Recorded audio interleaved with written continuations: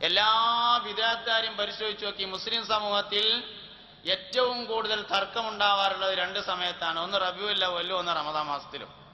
റമദാൻ മാസത്തിൽ തോനെ കൂലി കിട്ടണോണ്ട് അത് മുടക്കാൻ നോക്കുക. റബീഉൽ അവ്വലിന് എങ്ങനെങ്കിലും നബി തങ്ങളൊരു സാധാരണ മനുഷ്യനും കൊണ്ട് ആയി കിട്ടായിട്ട് ഭയങ്കര ഇടങ്ങേറ്. എങ്ങനെങ്കിലും പറഞ്ഞുപിടിച്ച് ഏതെങ്കിലും ആയത്തില് നബി തങ്ങളൊരു സാധാരണ മനുഷ്യനായി കിട്ടുമോ നോക്കി നടക്കുക ചില ആൾക്കാർ.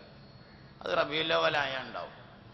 ശരിക്കും ആ തർക്കം ആത്മാർത്ഥാണെങ്കിൽ റബീഉൽ അവ്വലിന് മാത്രം ഉണ്ടാവേണ്ട ഒരു തർക്കമല്ലല്ലോ. ഏതെങ്കിലും രണ്ടാൾക്കാർ 4 സലാത്തി എല്ലാം ഒരുങ്ങണ സമയത്ത് മാത്രം ഈ തർക്കത്തിന്റെ വല്ല ആവശ്യമുണ്ടോ? ഒരാള് ലൂറിസ്കാർക്ക് അങ്ങനെ ഇരിക്കുമ്പോൾ ഒരു 100 സലാത്തി അല്ലട്ടെ എന്ന് കരുതി ലൂറിസ്കരിക്കാൻ വേണ്ടി ഓതൊക്കെ ഉണ്ടാക്കി സുന്നത്തുസ്കാരം കഴിഞ്ഞിട്ട് ഇങ്ങനെ ഇരിക്കുകയാണ്. അപ്പൊ ജമാഅത്ത് തുടങ്ങാൻ കുറച്ച് നേരമുണ്ട്. ഒരു 100 സലാത്തി അല്ലട്ടെ എന്ന് കരുതിയാല് ഒരു വഹാബിയോടോ ഒരു ജമാഅത്തുകാരനോടോ ഞാൻ ഒരു 100 സലാത്ത് ദുഹറിന്റെ മുമ്പ് ചെല്ലട്ടെ എന്ന് ചോദിച്ചാൽ എന്താ മറുപടി? ഏയ്, നബിയോ അല്ലെങ്കിൽ സഹാബത്തോ സച്ചരിതരായ മുൻഗാമികളോ ളുഹർ നിസ്കാരം ജമാഅത്ത് പ്രതീക്ഷിച്ചുകൊണ്ടിരിക്കുന്ന സമയത്ത് 100 സ്വലാത്ത് ചൊല്ലിയതായി സ്വഹീഹായ ഒരു രേഖയിലും സ്ഥിരപ്പെട്ടിട്ടില്ലാത്തതിനാൽ പാടില്ല. എന്നാൽ ളുഹറിന്റെ ശേഷാക്കട്ടെ എന്ന് കരുതിയാലോ?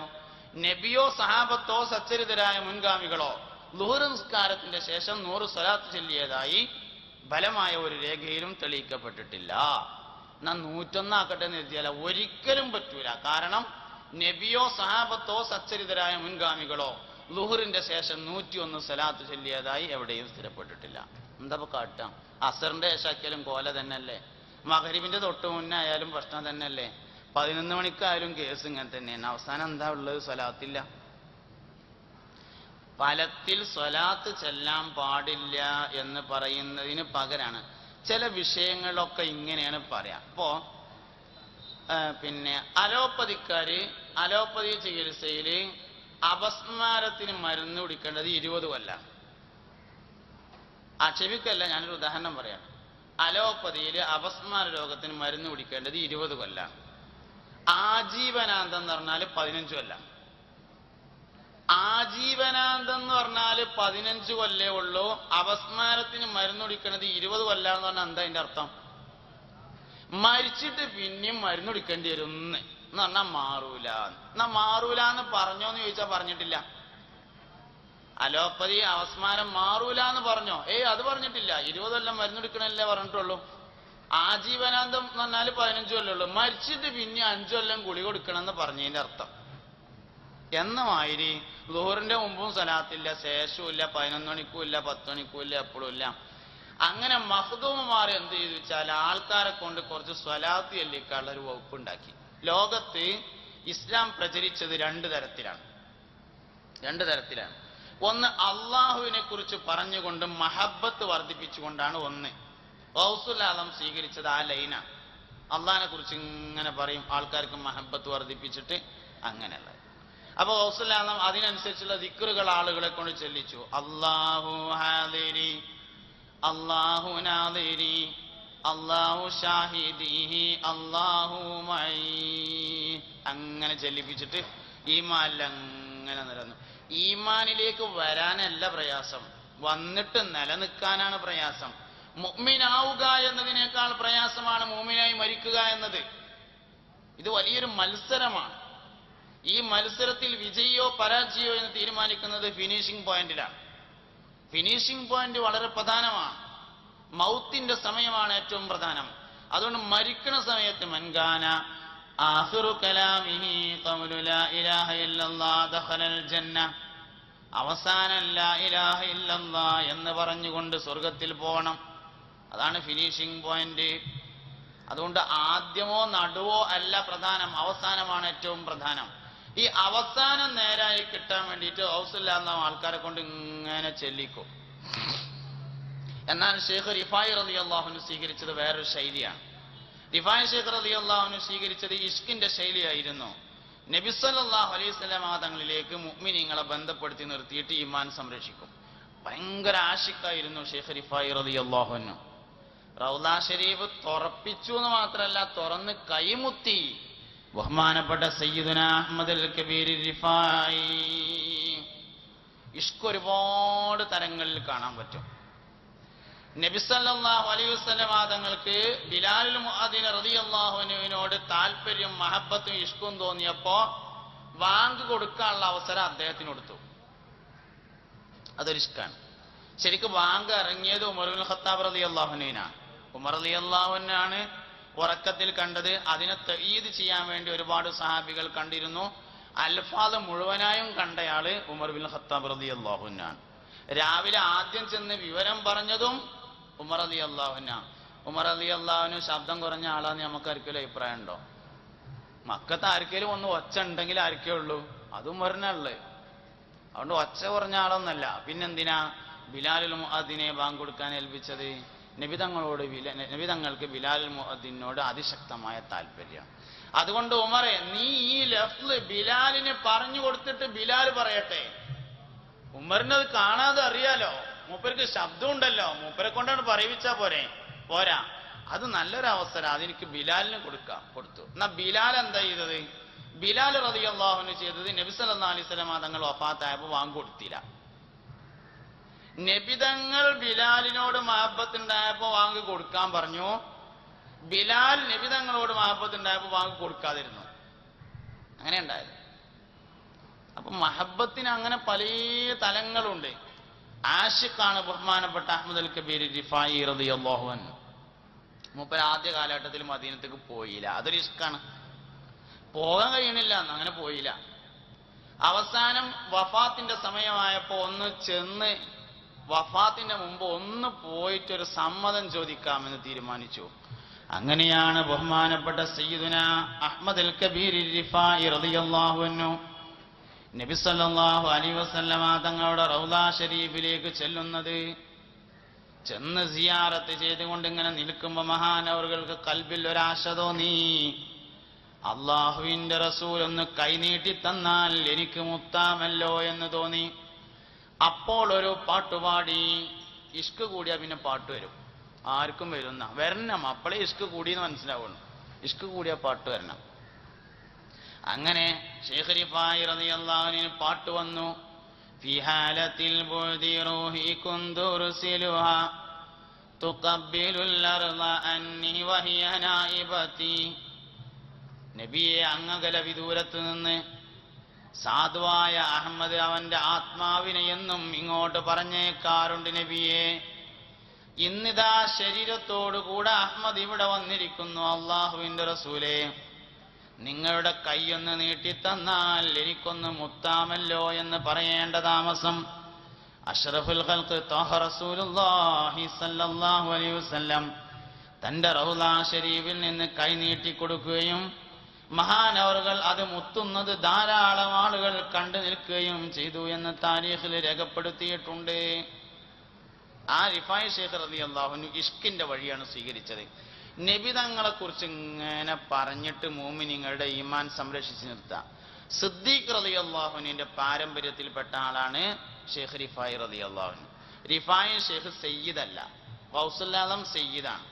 റിഫായി ഷെയ്ഖ് സയ്യിദ് അല്ല. സിദ്ദീഖ് റളിയല്ലാഹു അൻഹു തങ്ങൾ എന്ന് നമ്മൾ പറഞ്ഞത് ബഹുമാനിച്ചുകൊണ്ട് പറയാം. റിഫായി ഷെയ്ഖ് തങ്ങൾ എന്ന് നമ്മൾ പറഞ്ഞത് ബഹുമാനാർത്ഥം പറയാണ്. സിദ്ദീഖ് റളിയല്ലാഹുവിന്റെ പാരമ്പര്യമാണ്. സിദ്ദീഖ് റളിയല്ലാഹു അൻഹു ഹാഷിമോ മുത്തലിബിയോ അല്ല. അത് കാരണം അഹ്ലു ബൈത്ത് അല്ല. സിദ്ദീഖ് റളിയല്ലാഹു അൻഹുവിന്റെ പാരമ്പര്യത്തിലുള്ള ആളുകളാൽ ദീൻ നടത്തപ്പെട്ട ഒരു പ്രദേശമാണ് കേരളം. നമ്മുടെ നാട്ടിൽ സിദ്ദീഖ് റളിയല്ലാഹുവിന്റെ പാരമ്പര്യമുള്ള ആളുകളാൽ ദീൻ നടത്തപ്പെട്ടു.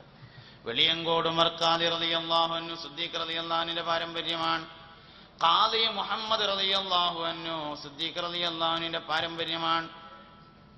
സിദ്ദീഖ് റളിയല്ലാഹു അൻഹുവിന്റെ പേരക്കുട്ടി മൗല അബൂബക്കർ സിദ്ദീഖ് റളിയല്ലാഹു അൻഹു എന്ന് പറയുന്ന ആള് ലക്ഷദ്വീപിലെ അമീനിയിൽ വന്നു ദീൻ നടത്തി.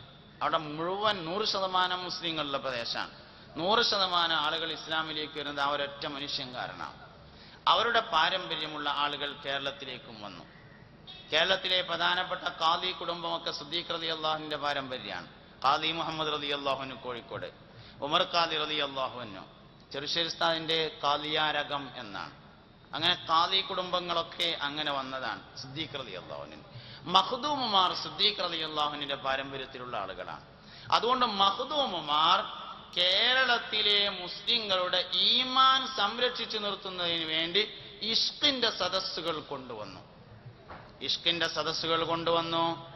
പാടിയും പറഞ്ഞും അവർ നബിതങ്ങളോടുള്ള താല്പര്യം പ്രകടിപ്പിച്ച് അവരുടെ ഈമാൻ നിലനിർത്തിപ്പോന്നു. പാടിയും പറഞ്ഞും അവരിങ്ങനെ ഇഷ്കിന്റെ സദസ്സുകൾ സംഘടിപ്പിച്ച് നബിതങ്ങളോടുള്ള സ്നേഹവും വാത്സല്യം അവർ നിലനിർത്തിപ്പോന്നു.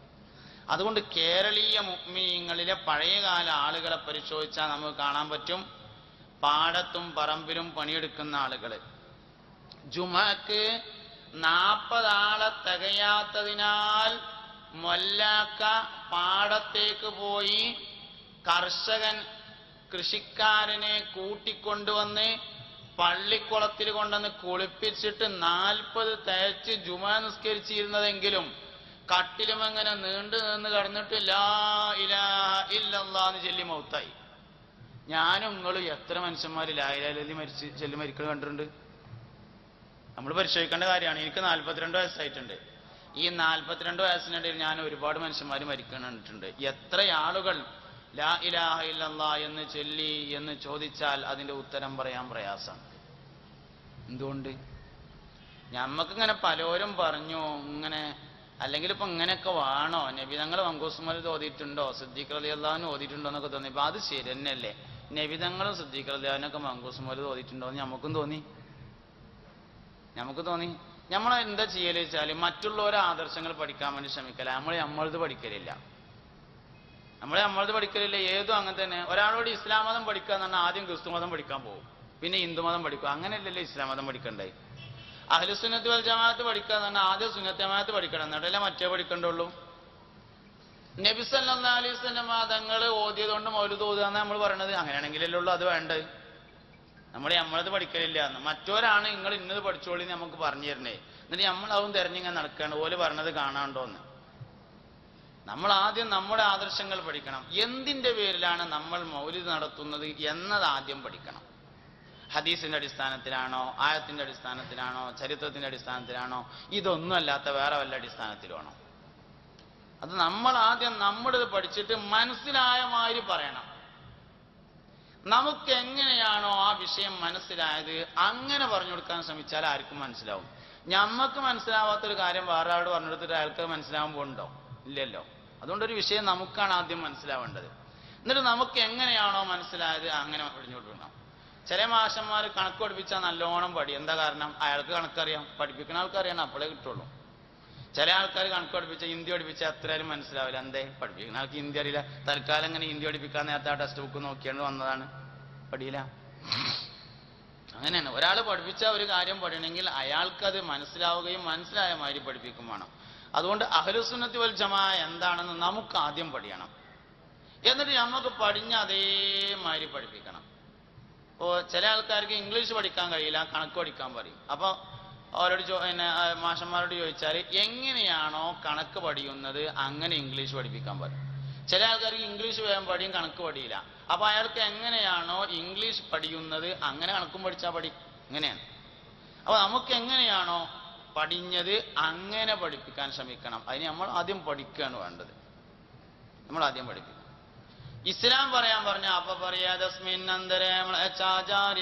സമന്വിത മഹാമതായിരിക്കാതാ ശിഷ്യശാഖ സമന്വിതം. അതാ ഇസ്ലാം. അതല്ലല്ലോ ഇസ്ലാം. ഇസ്ലാം എന്താ? എന്നാ അത് പറഞ്ഞാൽ എന്താ ഉള്ള പ്രശ്നം? അത് പറഞ്ഞാൽ നമ്മൾ 2 വരിയൊക്കെ ഉഷാറായിട്ട് ചൊല്ലിയിട്ട് ഉഷാറായി എന്ന് പറയും. അതിന് മറുപടി മറ്റോട് ചോദിച്ചു നോക്കണം, അപ്പോഴല്ലേ അറിയുള്ളൂ. അങ്ങനെ ഭവിഷ്യൽ പുരാണം എന്ന് പറയുന്ന ഒരു പുരാണത്തിൽ തന്നെ അവർക്ക് വിശ്വാസമില്ല. ഖുർആനില്ലാത്തൊരു സാധനം പറഞ്ഞിട്ട് നിങ്ങളെ ഖുർആനിൽ അങ്ങനെ ഉണ്ട് പറഞ്ഞാൽ നമ്മളെന്താ പറയാ? ഭവിഷ്യൽ പുരാണം എന്ന ഒരു പുരാണമുണ്ട് എന്ന വിശ്വാസം പോലും അവർക്കില്ല. എന്നിട്ട് നമ്മൾ പാട്ട് പാടിയിട്ട് ഭവിഷ്യൽ പുരാണത്തിൽ അങ്ങനെ ഉണ്ട് എന്ന് പറയാം. എന്തർത്ഥം അതിലുള്ളത്? ഓർക്ക് അങ്ങനെ ഒരു സാധനം ഉണ്ട് എന്ന് തന്നെ വിശ്വാസമില്ല. ഒരർത്ഥം അതിലില്ല. സാധനം പഠിക്കണ്ടെന്ന് ഞാൻ പറഞ്ഞതിന് അർത്ഥമല്ല, പഠിച്ചിട്ട് അത് വേണ്ടെന്ന് പറയുമ്പോഴേ കേൾക്കുള്ളൂ. അതിനെ ഞാൻ 2 വരി പാടിയത്. മൂപ്പർക്ക് അത് അറിയാത്തോണ്ട് പറഞ്ഞാന്ന് തോന്നുന്നുണ്ട്. 2 വരി പാടിയതാണ്.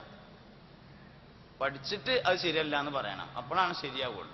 അതുകൊണ്ട് പഠിക്കലിൽ നിന്ന് ഒഴിഞ്ഞു മാറില്ലല്ല ഞാൻ ഈ പറയുന്നത്. ഇസ്ലാം എന്താണെന്ന് മുഹമ്മദ് നബി സല്ലല്ലാഹു അലൈഹി വസല്ലം അവതരിപ്പിച്ചപ്പോ പൂർവ്വകാല വേദഗ്രന്ഥങ്ങൾ ഉദ്ധരിച്ചിട്ടില്ല. അതുകൊണ്ട് ഇത്തിബാ അനുസരിച്ച് ഇസ്ലാമിനെ പ്രചരിപ്പിക്കാൻ ഒരാൾ ഉദ്ദേശിക്കുന്നുവെങ്കിൽ പൂർവ്വകാല വേദഗ്രന്ഥങ്ങൾ പരാമർശിക്കേണ്ടതില്ല. എന്താ പരാമർശിക്കേണ്ടത്? ഖുർആൻ ഷരീഫാണ് പരാമർശിക്കേണ്ടത്. ഖുർആനിൽ പറഞ്ഞ ഇസ്ലാം എന്താണ്? ഖുർആനിൽ എന്താണ് ഇസ്ലാമിനെ കുറിച്ച് പറഞ്ഞിട്ടുള്ളത്? എന്താണ് അള്ളാഹുവിനെ കുറിച്ച് പറഞ്ഞിട്ടുള്ളത്? എന്താണ് മുഹമ്മദ് നബി സല്ലല്ലാഹു അലൈഹി വസല്ലം തങ്ങളെ കുറിച്ച് പറഞ്ഞത്? ഖുർആനിൽ എന്താണ് ഈസാ നബി അലൈഹി ഇസ്ലാമിനെ കുറിച്ച് പറഞ്ഞത്? എന്താ മൂസാ നബി അലൈഹി ഇസ്ലാമിനെ കുറിച്ച് പറഞ്ഞത്? അതാണ് യഥാർത്ഥത്തിൽ പ്രബോധനം ചെയ്യപ്പെടേണ്ട കാര്യം എന്നത്. അതുതന്നെയായിരിക്കണം സോഷ്യൽ മീഡിയ ഉപയോഗിച്ചും നമ്മൾ പ്രചരിപ്പിക്കാൻ വേണ്ടി ദഅവാരംഗത്ത് ഉപയോഗപ്പെടുത്തേണ്ടത്. കൂട്ടത്തിൽ ഒരു വാക്ക് ഞാൻ പറയാം. ആധുനിക സാധ്യതകളെ ഉപയോഗപ്പെടുത്തുന്നതിന് ഞാൻ എതിരല്ല. പക്ഷേ അതിൽ വലിയൊരു ഇത്തിബാഇന്റെ ഭംഗനം ഉണ്ട്. നമ്മുടെ ദഅവത്തിന് വേണ്ടി ഒരു ബുക്ക് കൊടുക്കുകയാണെങ്കിൽ, ബുക്ക് കൊടുത്താൽ ദഅവത്ത് വിജയിക്കുമായിരുന്നെങ്കിൽ ആദ്യം കൊടുക്കേണ്ട ആൾ മുഹമ്മദ് നബി സല്ലല്ലാഹു അലൈഹി വസല്ലം ആയിരുന്നു എന്ന അഭിപ്രായക്കാരനാണ് ഞാൻ. കാരണം അല്ലാഹു സുബ്ഹാനഹു വ തആല ഏറ്റവും ദഅവത്തിന് സൗകര്യം ചെയ്തു കൊടുത്തത് മുഹമ്മദ് നബി സല്ലല്ലാഹു അലൈഹി വസല്ലം തങ്ങൾക്കാണ്. അവസാനത്തെ പ്രവാചകൻ. ഹിക്മത്തുകളുടെ പരിസമാപ്തി കുറിച്ച ആള്. ഹിക്മത്ത് കൊണ്ടാണല്ലോ ദീനിലേക്ക് ആളെ ക്ഷണിക്കേണ്ടത്. ഉദൂ ഇലാ സബീലി റബ്ബിക ബിൽ ഹിക്മ. എന്നാൽ എല്ലാ ഹിക്മത്തുകളും നൽകപ്പെട്ട സമ്പൂർണ്ണ ഹാക്കിം മുഹമ്മദ് നബി സല്ലല്ലാഹു അലൈഹി വസല്ലമയാണ്. അതുകൊണ്ട് ദഅവത്തിലെ ഏറ്റവും വിജയിക്കുന്ന മാർഗം സ്വീകരിക്കേണ്ടത് മുഹമ്മദ് നബി സല്ലല്ലാഹു അലൈഹി വസല്ലമയാണ്. അള്ളാന്റെ റസൂല് ദഅവത്തിന് വേണ്ടി ഉപയോഗിച്ചത് നാവാണ്. നാവ്. ബാക്കിയുള്ളതെല്ലാം നാവ് ഉപയോഗപ്പെടുത്താനുള്ള മടിയുടെ ഭാഗമാണ്. നാവുകൊണ്ട് തൊള്ളോണ്ട് വർത്താനം പറയാൻ വയ്യാത്തതിൻ്റെ അടയാളമാണ് ബാക്കിയുള്ള മീഡിയകളെ ഉപയോഗപ്പെടുത്തുക എന്നത്. അതുകൊണ്ട് അല്ലാഹു തആല നമുക്ക് തൊള്ളയിൽ നാവ് തന്നിട്ട് സംസാരിക്കാൻ പഠിപ്പിച്ചു തന്നത് തൊള്ളോണ്ട് ദീൻ പറയാനാണ്. ഏടും അഡ്രസ്സും മെയിലും ഫേസ്ബുക്കും ട്വിറ്ററും പിന്നെ വാട്സപ്പും ഉപയോഗിക്കാനല്ല. തൊള്ളോണ്ട് പറയാൻ പറ്റുമോ അതിൻ്റെ റിസൾട്ട് വേറെ ഒന്നിനുണ്ടാവില്ല. അതുകൊണ്ട് ദഅവത്ത് പഠിക്കാൻ ഉദ്ദേശിക്കുന്നവർ വായ തുറന്ന് സംസാരിക്കാൻ തന്നെ പഠിക്കട്ടെ. അതുതന്നെ എങ്ങനെയാവണം? മൗനം വാചാലമാക്കുന്ന സംസാരമാവണം. കുറിക്കുകൊള്ളുന്ന സംസാരം കുറച്ച് പറഞ്ഞിട്ട് ബാക്കി മുണ്ടാതിരിക്കുമ്പോൾ തന്നെ ആൾക്കാർക്ക് കാര്യം മനസ്സിലാവണം. അങ്ങനെ മൗനം വാചാലമാക്കുന്ന സംസാരമാണ് യഥാർത്ഥത്തിൽ ദഅവത്തിന് പഠിക്കാനുള്ളത്. ഹിക്മത്തിലെ ഏറ്റവും പ്രധാനപ്പെട്ട ഹിക്മത്ത് നബി സല്ലല്ലാഹു അലൈഹി വസല്ലം തങ്ങളിൽ നിന്ന് വന്നിട്ടുള്ള ഹിക്മത്താണ്. അങ്ങനെ തന്നെ പഠിക്കാൻ തയ്യാറാവണം.